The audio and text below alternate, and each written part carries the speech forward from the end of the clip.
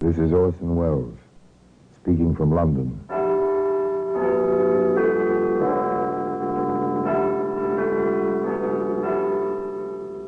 In the Black Museum.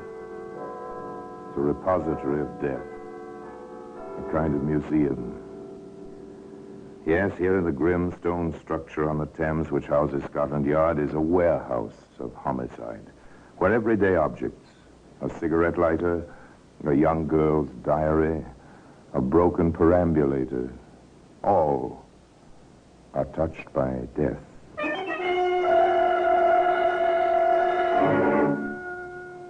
There's a woman's glove. That's a familiar object, hand-stitched, soft leather, the gauntlet type, but this glove touched death. I found something, Inspector. I see. A glove. Ladies' glove, sir. Yes. Pigskin. Very nice, too. I wonder now, do you suppose this dainty object fits a killer? And today, that woman's glove can be found in the Black Museum.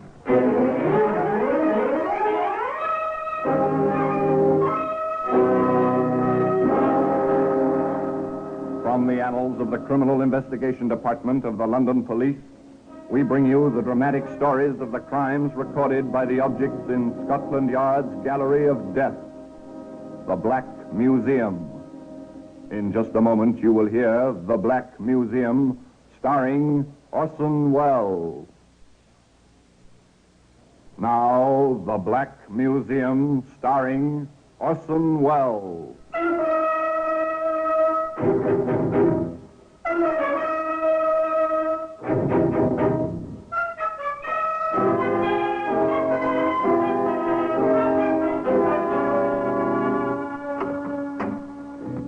Here we are, in the Black Museum. Scotland Yard's Museum of Murder. Yes, here lies death. Here, for example, was a pen, the ink crusted on its sharp points. This was a poison pen. The words it wrote dripped malice. They were vitriol on human hearts. They cause death as surely as a bullet. Now, here we are. Here's the glove. It's dainty, isn't it, this little glove? It's made for a tender hand, made to grace the costume of a lovely woman. Come to tea. That's when our tale begins. In Matfield, England, in the lovely countryside at tea time. Or just past tea time. In fact, it was just past tea time that Mrs. Michael called.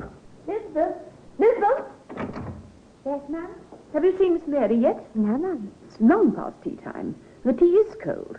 There's no sense in making fresh until we know if my granddaughter is coming. Hurry now. Use the telephone. Yes, ma'am.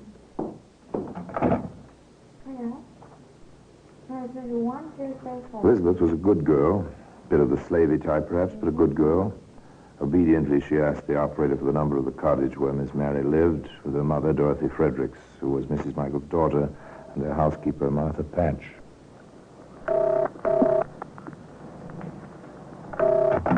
There's no answer, ma'am.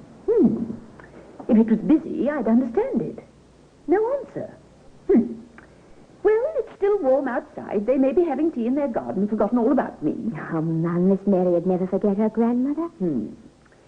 Well, in that case, you'd better run down the road and find out what they're up to. Now, go on now. You can make my tea when you get back. Now, go on. Hurry up. Don't stand there like a ninny. Now, hurry. Elizabeth did as she was told. She deposited her apron in the hall, left by the back door, and hurried down the road. And here are her reactions as she turned through the high yew hedge into the garden at the Fredericks cottage.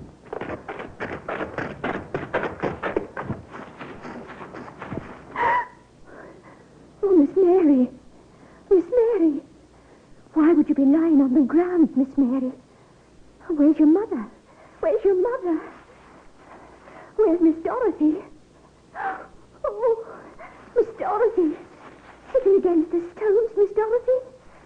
Oh, you'll be cold, Miss Dorothy. Oh, Martha. Martha.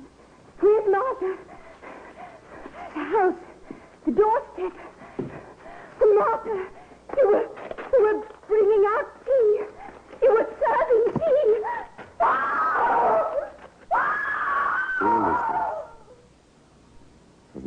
hysteria, however, a short while later, when Inspector Seymour and Sergeant Layton took charge for Scotland Yard. How far along are we, Sergeant? Oh, a lot of details, sir. Multiple murder makes a lot of work. 3 women, all shot once. The medical examiner is on his way. The regular crew is working on fingerprints and all the usual, sir. Very well. Which one do you suppose went first, Inspector? I've been thinking about that. Looks as if the youngest was picked off first. Then the mother was caught as she tried to climb the wall we found her against. Oh, and the servant? Probably an afterthought. Or no witness, something like that. That would account for the dropped tray and the smashed crockery. Methodical, careful, clean thinking, just as methodical as the men searching the house, covering the ground inch by inch, missing nothing. After a while, that job was done. The inspector sat at the kitchen table with many pieces of glued-together crockery in front of him. See what I see, Sergeant? Oh, just cups and saucers, a teapot, sugar bowl, cream pitcher. We have 3 bodies, Sergeant, and 4 cups and saucers. Yes, sir.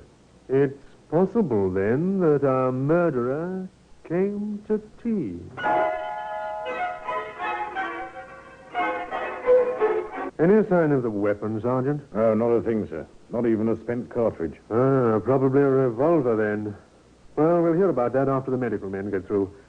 Anything else? Yes, sir. I found something, Inspector. I see. A glove. Ladies' glove, sir. Yes. Pigskin. Very nice, too. I wonder now, do you suppose this dainty object fits a killer? Oh, I've no doubt we'll find out, sir. And you're a bit more optimistic than I am. One never really knows at this stage. Where do you find this, gauntlet? In the garden, sir. Between the mother and the daughter. Very well. Next step's one I dread, Sergeant. Never could stand it, even to the constable. Notification detail in those days. Well, nothing else for it. Notification detail, so called by the police who are sent to notify relatives that someone is injured or dead. That part was over and done with by now, of course. But its equivalent was upcoming, the business of questioning Mrs. Michael, mother of Dorothy Fredericks, a grandmother of Miss Mary. You have a job to do, Inspector Seymour. Stop fiddling with your fingers and get it done. Thank you, Mrs. Michael. You've a murderer to catch. I want him caught, too. I admire your courage, Mrs. Michael. Not courage. I'll cry myself silly as soon as I go to bed. Just angry. What do you want to know, Inspector? Was your daughter a widow? Separated. Not divorced. Just separated. About 5 years now. Any particular reason? Yes. She was too particular. Expected to hold a man by chaining him. Can't be done. He left her. I've been working on getting them together. For Mary's sake. Waste of time now. Where's her husband living? Piddington, Oxfordshire. Has a nice farm. Doing well. Pretty decent chap. But like to look at the girls. If you know what I mean. I told Dorothy, let him look. But no. She wanted blinders on him. So off he went. Now, this. Did they quarrel ever? Not since they've been apart. They rather agree to disagree. But no one gets younger. They should have been together again, soon. Anything else, Mom? You want me to do your work for you? Get along with you. You're dying to get on over to Piddington. It's written all over you. Of course, Inspector Seymour did just that. He traveled to Piddington and stopped at the pub. A pint of ale and conversation with the bartender. Know anything about a fellow named Fredericks hereabouts? Yeah, quiet chap. In and out of here occasionally. Works a farm, I hear. That he does. Seems to like it out there. Not in town much. Live alone? Usual hired hands, usual cook, unusual housekeeper secretary, sort of. Sir? Why? You one of those private detectives? Frederick's wife wanting grounds? No, nothing like that. Matter of fact, Frederick's wife is dead. Just interested. That housekeeper now. Anybody'd be interested. Good looking, auburn hair, tallish. I see. What road's the farm on? I might drive by, just have a look myself. Right fork, about a mile north. Right fork, about a mile north. Inspector drove his car in that direction. He knew that Paul Fredericks, the estranged husband, was in Matfield by now, with his mother-in-law. This youngish woman, from all descriptions, would be alone in the house. She was. except for the elderly, waspish cook who admitted the inspector. Miss Jean's laid up. Fell yesterday and bruised herself. Mr. Frederick's gone to Matsfield. What do you want? My credentials.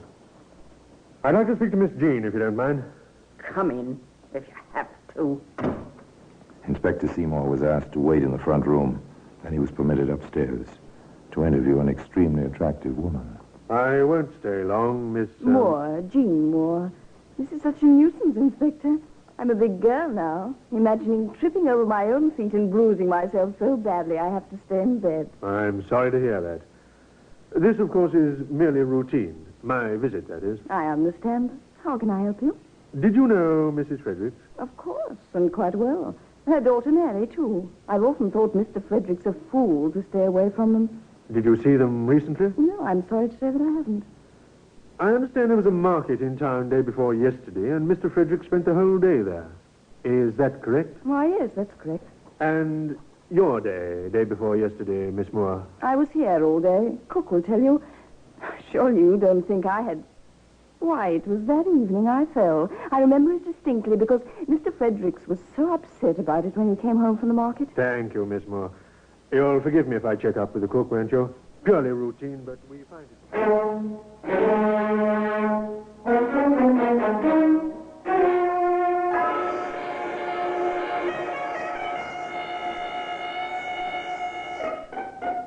Now, ma'am, you do remember her being here all day, then? I said so.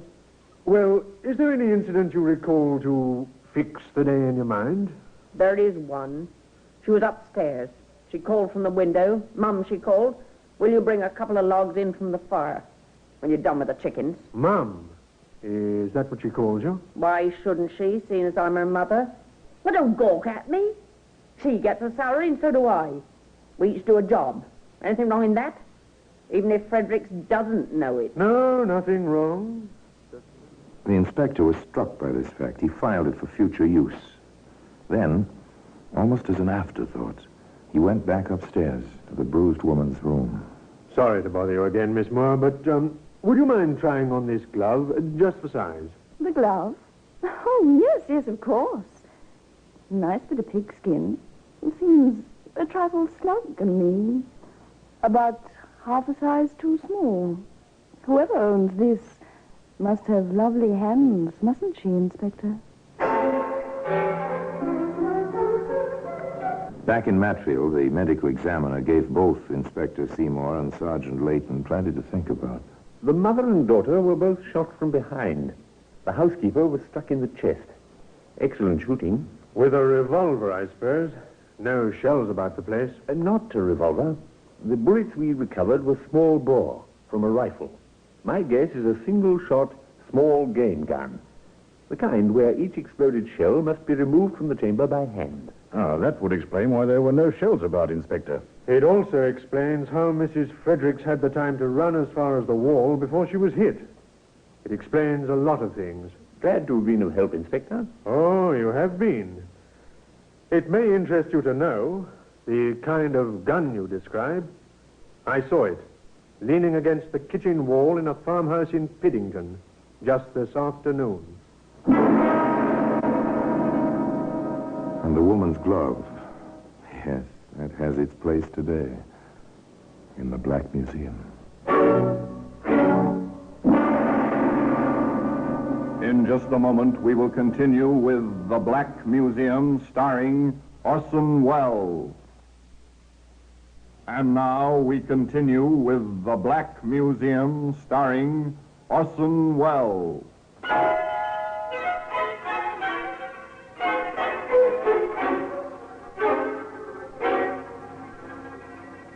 The theories began to take flesh on their bones, but they were still theories. True, it seemed peculiar that a young woman would bring her mother into her house as cook and not tell the fact to the owner. True, a glove which seemed a perfect fit, well, it might be half a size too small. True, a woman in bed with bruises might have tripped and fallen in the house where she lived. And many thousands of people own single-shot, non-ejector rabbit guns. Together, these items might make a confounding composite, but a good defending counsel could still make mincemeat of them. These were some of Inspector Seymour's thoughts on the subject of his obvious and prime suspect. Then another fact was added. A fact with several possible meanings. They found a bicycle, Inspector, about a half a mile down the road toward the railway station from the Fredericks cottage. Whose is it?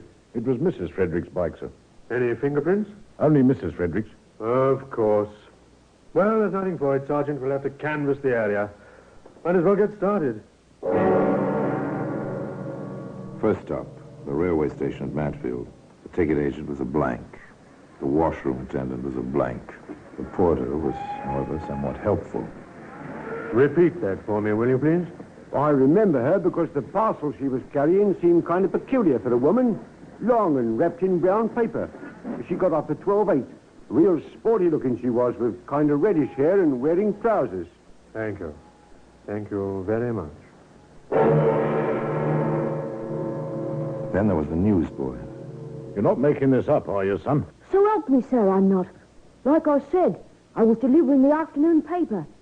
I saw this party watching through the edge of the Fredericks place. I kind of thought it was a man on account of the long pants. Then she stood up straight and I saw it was a woman. She had a kind of long package with her. It wasn't none of my business. I stayed on the own side of the road. And the obliging truck driver. I heard about this from the porter down at the station, Inspector, so I figured to come in and tell you. Go ahead. I picked her up round 4:15. She stood in the road and waved. I pulled up for her. She asked would I take her into town, seeing as she had to catch a train. I gave her the lift. Did she have a parcel of any kind? Yes, sir. Sort of long and wrapped in brown paper.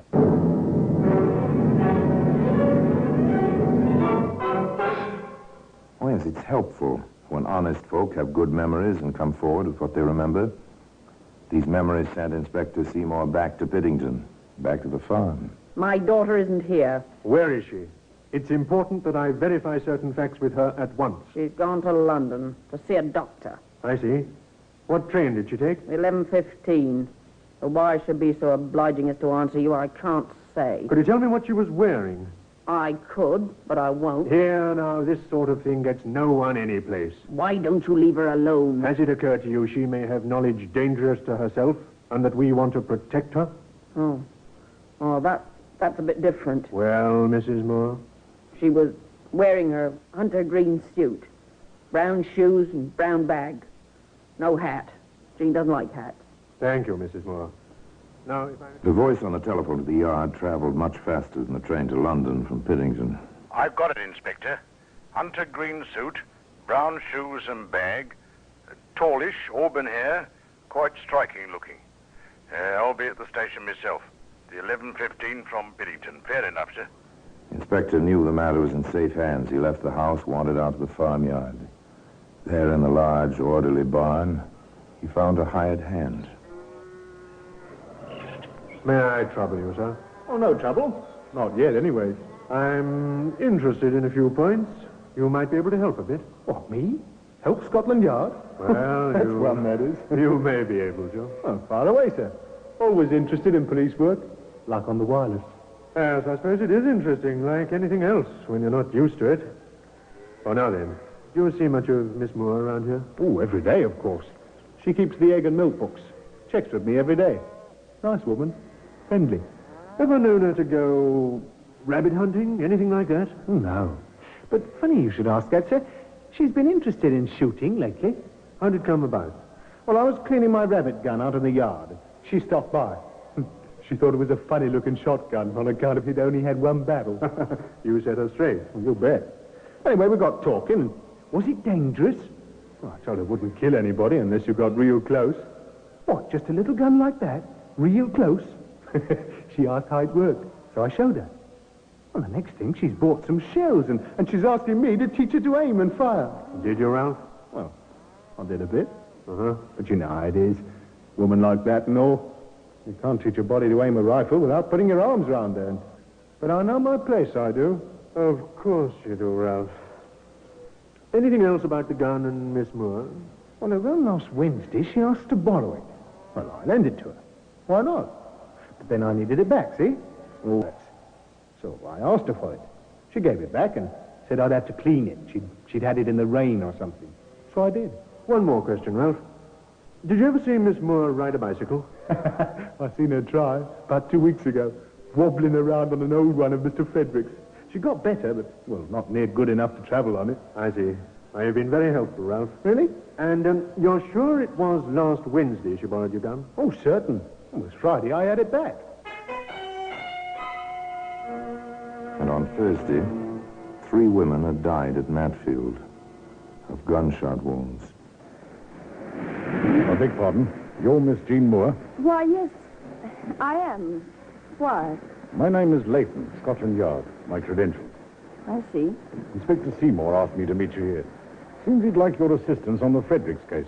But I told him all I know. Oh, something else has come up, miss, so if you don't mind, we'll just cross the platform and go back on that train. Not a bad train. Practically an express through to Matsfield.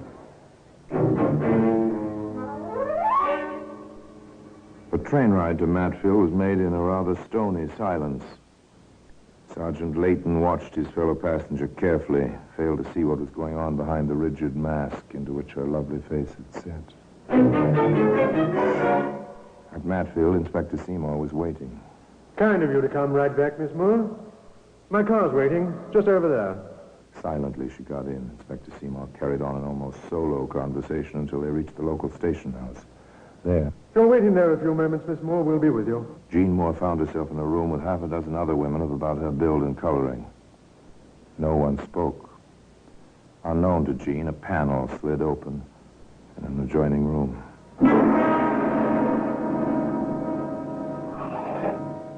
All right, Porter. You recognize any of these women?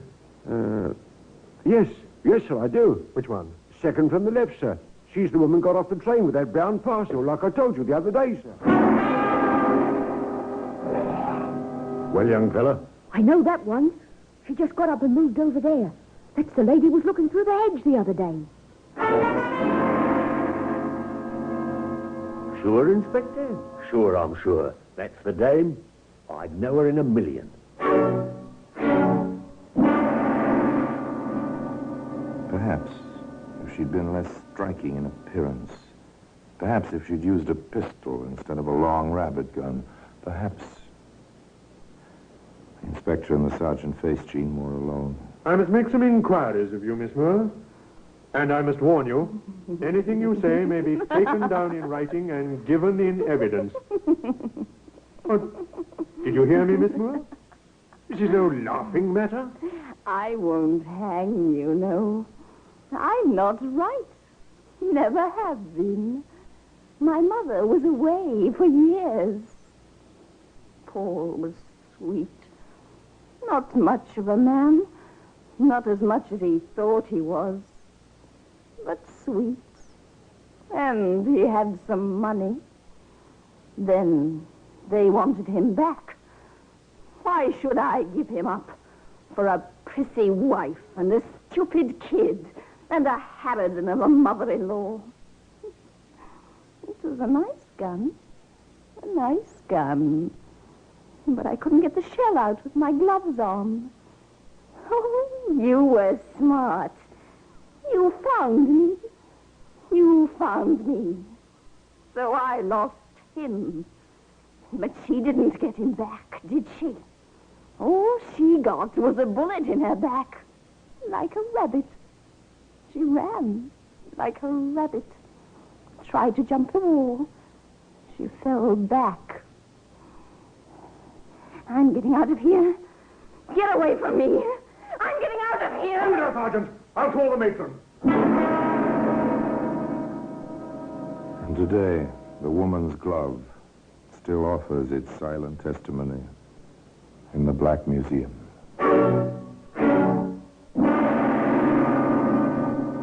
Orson Welles will be back with you in just a moment. Now here in person is Orson Welles. Jean Muir was certified insane. Her own cunning, her craftiness, were not the operations of a normal mind. A complete breakdown substantiated the testimony of the alienist. She was put away for the rest of her life. And so the case was complete. Each part of the story fitted together as neat and as well-fitting as that dainty pigskin glove. Now, until we meet next time, in the same place, and I tell you another story about the Black Museum, I remain, as always, obediently yours.